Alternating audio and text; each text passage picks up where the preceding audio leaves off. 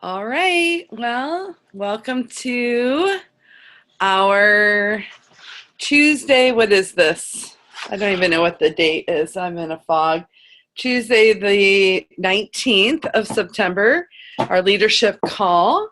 And so today, as you saw on our schedule, we're going to talk some more about time. Mainly, we're going to talk about working smarter rather than working harder. But I do want to thank everybody who engaged last week's topic about building belief, and I've gotten a lot of good feedback from folks. It sounds like that has been a helpful piece for you to process and to think through, and I'm grateful for that. And I do have here, and at the end I'll do a little drawing, I do have the name of everybody who participated because I'm going to be sending some happy mail. So we're going to have a sharing time, and so I'm going to cut those up right during our sharing time to be able to do that at the end. So let's get going.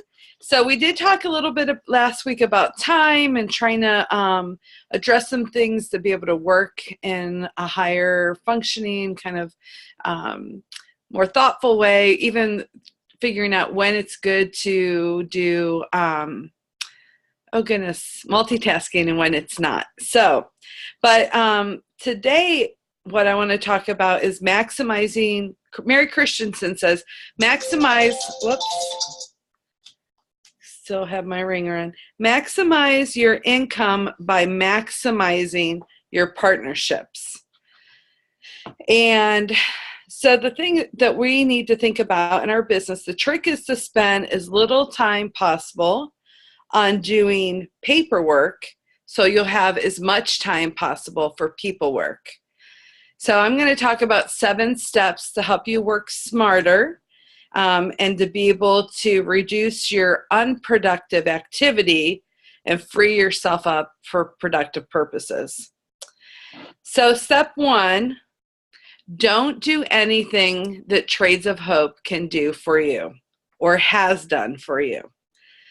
One of the greatest advantages of direct selling is that you don't have to write your own business plan. You don't have to figure out how to do all this. Trades of Hope has a very clear compensation plan. It's our guide for growing our business, and we've already talked about that. And it rewards us along the way. So to steer your business in the right direction, you're going to want to follow that plan. You're going to use the tool that the company provided you. And then in terms of incentive plans, still falls under number 1, go for them. Every incentive plan that the company puts out, just make the decision, I'm going to do it. Because the intention behind all the promotions that they put out and all of their incentives is to help us grow our business, to help us grow our impact in artisans' lives and in developing our team, developing our sales, all of that jazz. So the plan is already designed for us. We don't have to figure that out. We have the freedom of opening up that part of our planning brain to actually just thinking about how to utilize it. So just make it a goal as a leader that you're just going to aim for every incentive. And as you're bringing new girls on your team, you say, this is what we do. This is the culture of my team. This is the culture of Team Share the Love that we're a part of. We go for goals because our founders are setting us up for success. So take advantage, and that includes getting involved in every corporate training that you can be a part of. So talking with girls about planning ahead for Inspire. We all know when it's going to be next August. And we know that we don't typically have as much in sales throughout the summer as we do now. So what I've been saying to people since we were there is to start saving now a little bit every month, so that when it's time to buy your ticket, you've got that reserve.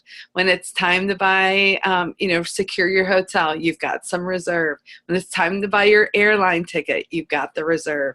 So, but to encourage your team and to model it for yourself as leaders, that I am taking every incentive, every advantage, every initiative out there to heart. So somebody comes locally, and every so often the founders or people from the home team do like local talk or training. So again, grab that opportunity, seize those opportunities.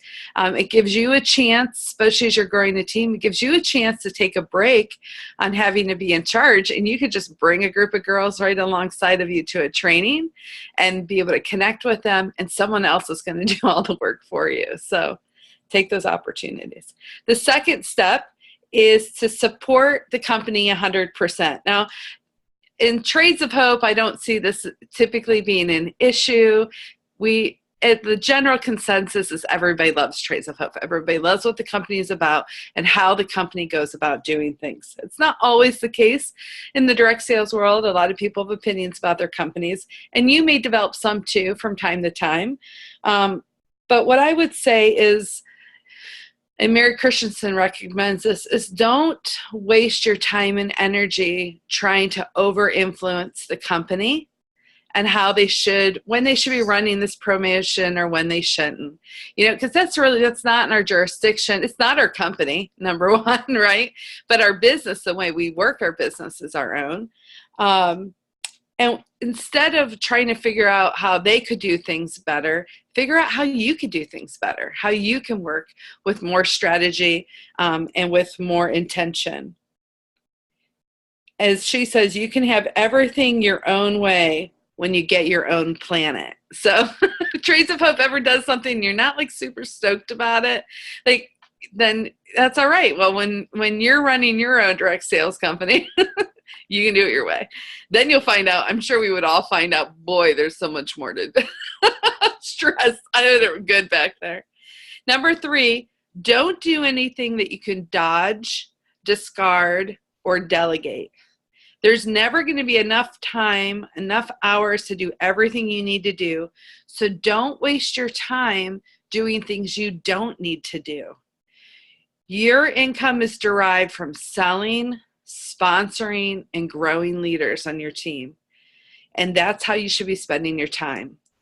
Don't encumber yourself with business, with all these kinds of complicated systems. Don't kind of clutter or litter your business with that. Do make sure you're organized, though. So figure out how it is that you are going to create a clean, kind of organized space that works for you.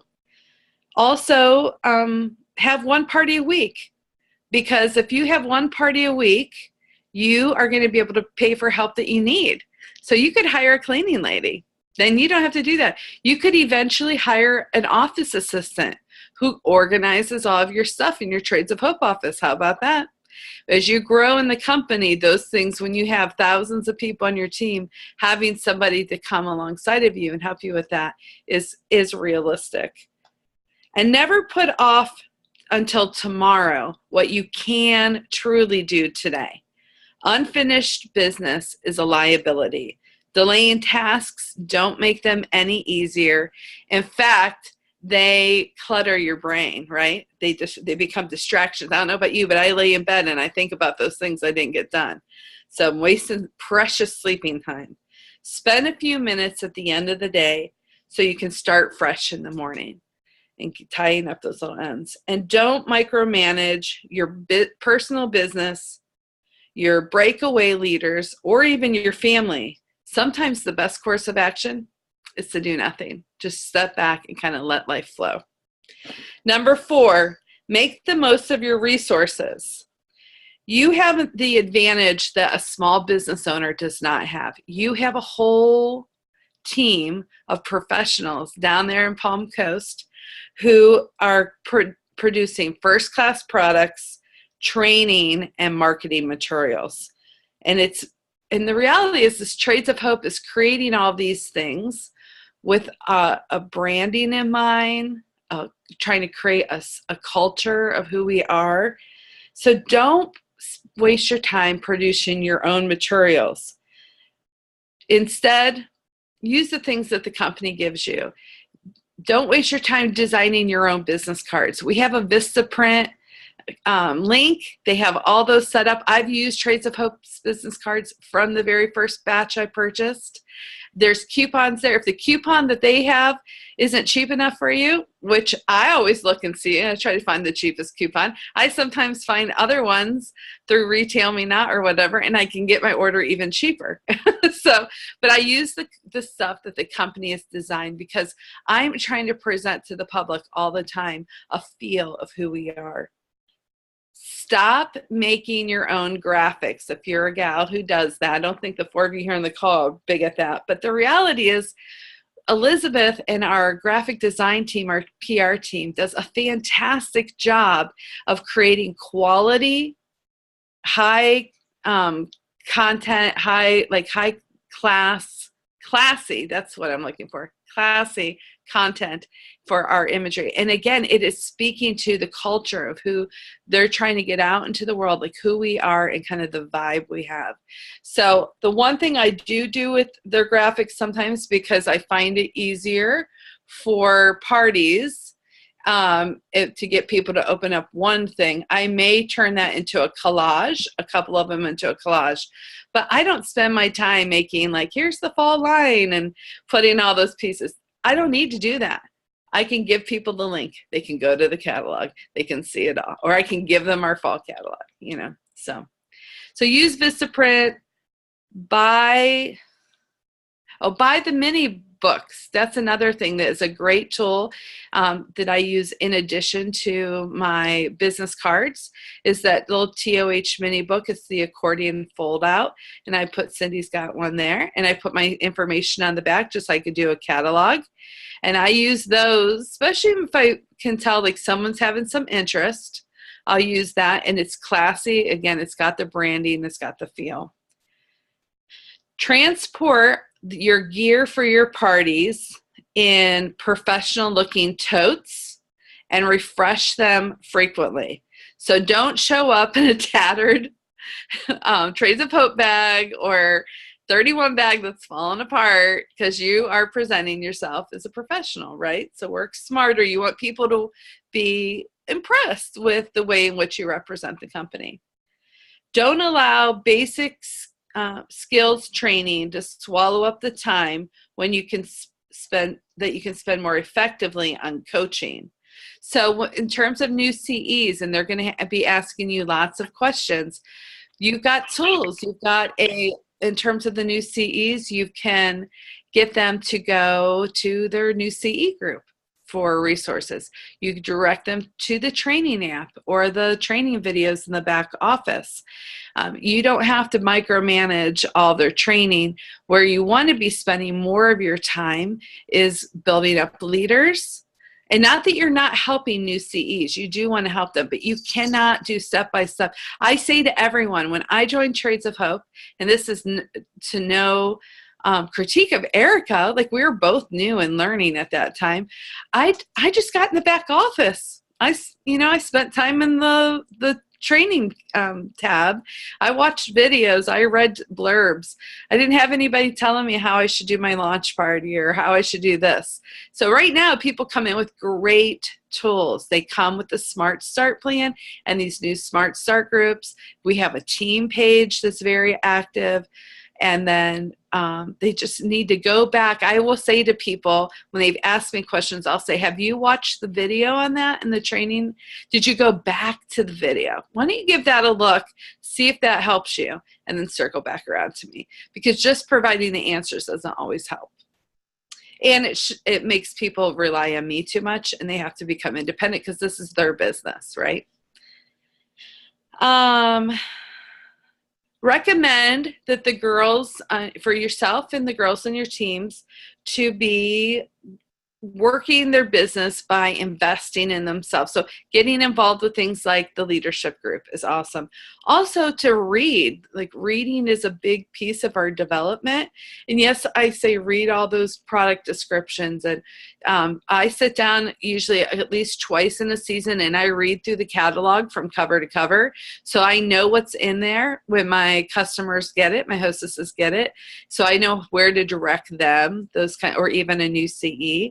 But there's 3 books I want to recommend. I have not read all 3 of these, but they're actually, some are on my way and some of them are on my stack.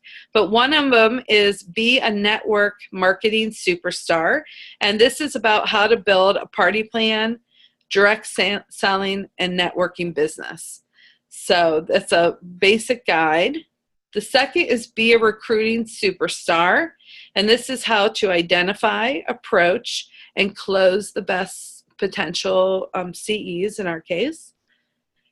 And Be a Party Plan Superstar. This is full of tips on how to get higher sales, more bookings, and find business leads at every party or presentation that you do. And then this book that I've been talking through that I'm using as our guide, Be a Direct Selling Superstar. This is really to help you, if you're working with people, you want to inspire, empower, and equip the stars or the leaders of your team. So it's really about leadership development. So step 5, make your personal activity count twice. On-the-job experience is always going to be so much more effective than formal training. So when you have a new CE and you're going to be partying in her general area, you invite your new CE to come to that party and to shadow you. And here's the bonus for your hostess. You tell your hostess you're going to have 2 CEs that night being able to engage and support your guests. So this Thursday, for instance, I'm doing a party in Akron, Ohio, and some girls from Nicole's team in Northeast Ohio are coming from the Cleveland area. They're going to drive down, and they're going to be able to see my party presentation. They're going to see how I set up my display, how I engage my customers and my hostess, how I present the opportunity to party and to change the world with me, and they're going to see how I wrap things up. So, and how I celebrate that, especially how I celebrate that hostess throughout the evening. So I'm going to give them invaluable training because they get to be on the spot. And then I'll probably have, I haven't decided exactly how I'm going to do it because there's more than one, but I usually, when I have just one person, I ask her when I'm getting ready to talk about the opportunity, I ask her to share in just 2 or 3 sentences why she decided to become a CE. And to be able to practice kind of with me speaking in front of people, she doing the eye contact thing, stuff like that, but also to be able to contribute. So your resourcefulness is going to yield double benefits when you do this kind of thing. So be mindful about who you can get involved. It's better to go with a group impact than just one-on-one. So that's one of the reasons why I've offered this Q&A call once a month, is for people to get on. I can then answer so many more people's questions. It's a better use of my time than following up with, there's like 90 some girls currently on the team. Like if I try to follow up everybody, that's a question, like I would never get it done. And so even if people reach out to me, part of my job as a leader is to say, if I know this isn't urgent, if this isn't like super time sensitive, I'll say, hey, that would be a great question for you to bring to Q&A. Will you hold that question and circle back around? And so to be able to empower them that way. Number 6, work on your weaknesses. Don't squander your strengths by neglecting your weaknesses. Perhaps you're successfully promoting leaders, but they're not promoting leaders in turn. So you can look for somebody to blame when that happens. Someone needs to step up. They're not working hard enough. Or you can look for solutions. And that's really a better route to go here. So you have to ask yourself some hard questions when you're working on your weaknesses. Things like, do I believe in my CEs? Do I believe in my leaders? Do I let people know that I believe in them? Have I prepared people to grow? Have I prepared people to become leaders? Is my leadership or is my business, is it replicable? Am I doing wackadoodle things that someone thinks there's no way in America that I'm ever going to be able to do what she does? I want to keep things simple so it keeps my team motivated too. 7, take control of your setbacks. As you build your business, it's inevitable you're going to face setbacks. And they may be small, maybe missing a bonus check because you could have hit, you're missing a little bit of the PRV to reach a certain incentive. It could be losing a potential CE at the very last minute. Or it could be huge. I mentioned last week, there's a director who she had said last week she had lost 3 branches. She just told me this week she's now lost 5 branches. So she could choose to be like, oh my gosh, paralyzed, 5 branches are leaving. They're not going to be productive. Some could be defecting to a different company, whatever. But the reality is she said, I gave myself a little bit of time to grieve, a few minutes to grieve. And she said, then I made my list of people who I was going to call who were potential CEs. And she said, because the reality is, and we talked about this at the beginning, there on some level, there is a little bit of a revolving door that happens in the direct sales world. Because if people aren't really invested in themselves, or for us, in themselves and artisans, they may think it's a nice idea, but in terms of long term, they are not going to, necessarily everyone's going to be with us, and that's okay. And so, like recently, I have had some people stop their Trades of Hope business for different reasons, but I've asked every single one of them if we could party together this fall. What I'm transitioning them into is hostesses. And because they all said they love Trades of Hope. No one's left because they didn't like it. And then I'm also talking intentionally with them is how can we transition your Trades of Hope customers and hostesses so that they're connected to someone, so they can be connected with me, and we can continue to keep them impacting and empowering artisans. And that's been a motivation. So all the girls who have decided they're not going to keep my personal sign-ons, who aren't going to keep working the business for one reason or another, that's what I'm currently doing. I've been starting to party with them. So I don't take it personal. It's not about me. This is their business, their life, their choices. I just have to choose the higher road. I have to choose to stay positive. And I want to stay in relationship with these folks, right? We've been changing the world. We can still change the world. You can be my customer, my hostess. So I'm not going to make anybody feel bad about that. So if there is an issue and you're dealing with a problem, which is normal in business, again, you have to deal with it by picking yourself up, dusting yourself off, and going on with the job. What matters, what doesn't really matter is if you have a problem. What matters more is what you do about that problem. What went wrong? How did it go wrong? How will I fix it?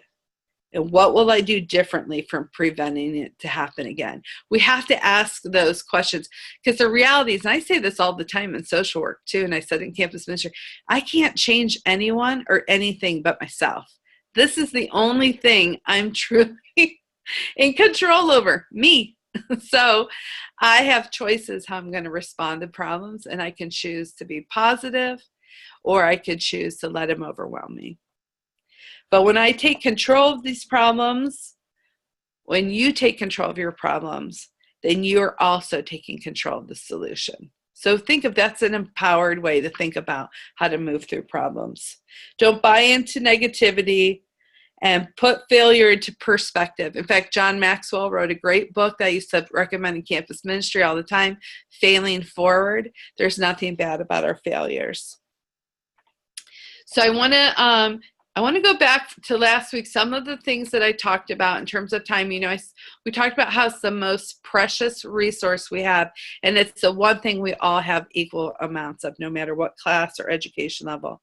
But there is, in those first 2 years of starting any business, there is a significant level, if you want to be successful, if you really want this to be your career, that you're going to be hustling in the dark, that you're going to be trying to figure out, how can I work smarter, not harder?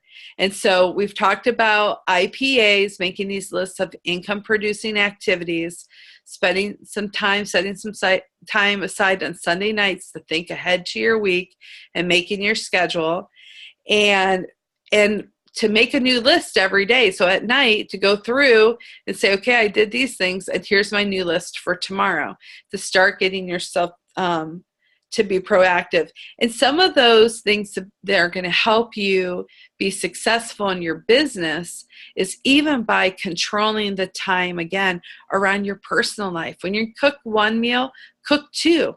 And then you can just have more warm-ups for the week. Put all your bills to automatic payments. Hire people to do the things that you're not jazzed about or really don't want to spend your energy on. Get somebody to mow your lawn for you. Get the neighbor kid, get somebody to come and clean your house. I'd much rather be empowering leaders or having a party than clean my house, So, and I'm giving someone else a job too. So, but be thinking about, we go back to that list that we talked about of these practical things, getting up 15 minutes earlier, buying your supplies in bulk, recording your TV shows, your favorite shows, and fast forwarding through the commercials. Like, what you're looking for is how can you trim the fat on your everyday? What needs to go? What is distracting you? You're spending time doing the same repetitive things. Whereas if you did it kind of a one and done for the week or the month, or even that example, putting all of your birthday dates into your calendar at the beginning of the year. The other thing is I thought about this after the call. I have a friend, she buys all of her birthday cards at the beginning of the year. And she has one of those little birthday card organizers with everybody's name in it.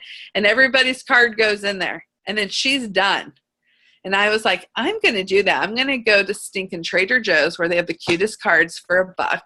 And I'm going to fill my little organizer. And then I don't have to be like, holy cow, I got to get to CVS or Target to buy a card. I can eliminate the stress. So just, again, small ways in our interior life, in our day-to-day life, of how we are able to trim that fat to be able to make room for productive things that are actually going to help our income producing activities. They're going to help us grow our business and grow our impact on artisans. So I asked you to come on. I'm going to unmute you all. Asked you to come on and share your some time-saving tips. So you know what? I'm going to keep you muted, Nancy, because she's driving down the road and we can hear that in the background. But I wanted to hear what would you all recommend as time-saving tips?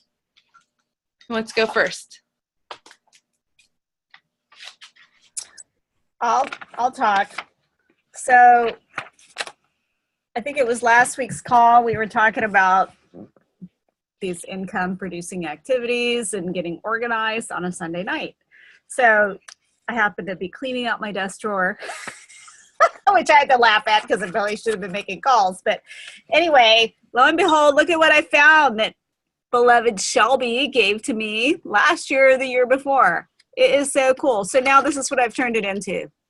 Sponsoring.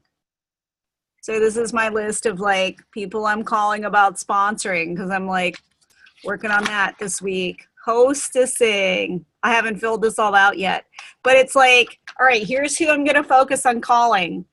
And I'm finding just in a couple of days, I'm once I write it down, I'm I can't, it's harder to talk myself out of doing it. I'm man, I wrote her name down for a reason. I had this revelation last night. I think it was after our call. I have dozens of people in these stacks right here, past orders, that want to host parties. And it was God said to me, Cindy, I've given this to you. All you have to do is be faithful and make those calls. I must have chills thinking about this. And it was yeah. Wow. And it was just this little twist of I've already been given this. And so let me not anguish or be, feeling fearful about it. Cause God just brought these people to me and said, yeah, I want to host. So all I have to do is pick up the phone and schedule it. That's pretty easy. And if somebody says it's not right now or no, I always interpret that as not right now. And I'll say, well, I'll circle back around when our next line comes out and see if you might want to party then. And again, I just am positive. I play to the positive. But yeah, I think calling people and saying I've been thinking about you. I've had you here by my phone, and I just want to invite you to change the world with me. You know, you make their day by being a blessing to them in that phone call. And persistence. So yesterday, one of my names on this list was a woman I've already reached out to a couple of times, and I never heard back from her, but she was so excited. I thought, I'm not letting her off the hook, because she was like super excited about this. So I called her yesterday, and she picked up the phone. She's like, hi, how are you doing?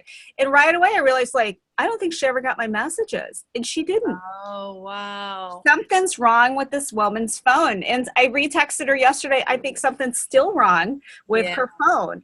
And so it was a reminder to me that even if we text, even if we leave a voicemail, be persistent until we hear back from people, because technology happens. So, yeah. Well, congratulations on using that little pad. And I think, that was one of Erin's recommendations, I think, is to just put the people on the day and the time you're going to call, and then you just make time for that. You make time for everything else, right?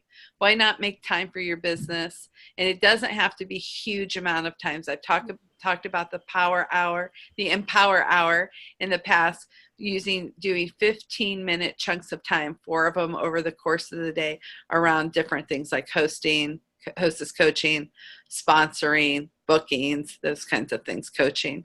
So yeah, good job, Cindy. Anybody else have a tip they want to share today? Time tip? I'm a big delegator. Excellent. I don't believe in, and I don't micromanage, because I hate to be micromanaged, so I don't micromanage someone else. Yeah. When I ask someone to take on a task, then the reason why I ask them is because I know that they can do it. Right. So I basically just let it go. And if they fail, they fail. I mean, that's how we learn, right? Mm-hmm. Or we should learn through our failures. Mm-hmm. And so that's kind of where I am, because I wear a lot of hats, and I don't have time to, number one, I couldn't get it all done by myself. Yeah. I don't have time to lord over everybody to get jobs done. So right. Well, and I think that's wise, especially with families, I mean, that's part of developing your kids, right? Is giving them the opportunity to learn and be responsible, no matter what their age is, different steps based on who they are and where they are in their own development. But when you keep doing those things for everybody, you're going to just have more to do over time. You're never going to be able to do and be doing the things that matter to you. So good idea. Julie, any tips? No pressure if you don't have anything in mind. I haven't really gotten my Trades of Hope stuff organized too much, sadly, but for my military stuff, I have it color coded. Uh-huh. On a dry erase board. Unfortunately, I can't show you because it's in a secured location. So Sure. So everything, if I didn't get it to that week, it changes color from green, yellow to red, so that I know where I'm at in that. Oh yeah. If it gets to red, I need to kick my butt in gear. Yeah, that's a great tip. Yeah, that's a good idea. I know some people will use a binder, like an old school binder you used back in high school, and they'll have different sections for different topics. And then they are, someone said she's got she uses a piece of leaflet paper, like note paper. What's that called? Notebook paper. It's been a while since I was in high school. And she'll put maybe someone has had some interest in whatever party, potential CE. And they're not ready to talk at this point or to move forward and stuff. So she puts them back in this one section. And then she goes through that section every month and brings people up to the front where she's going to actively be engaging them. So different systems work for different people. You got to figure out what's the system that works for you.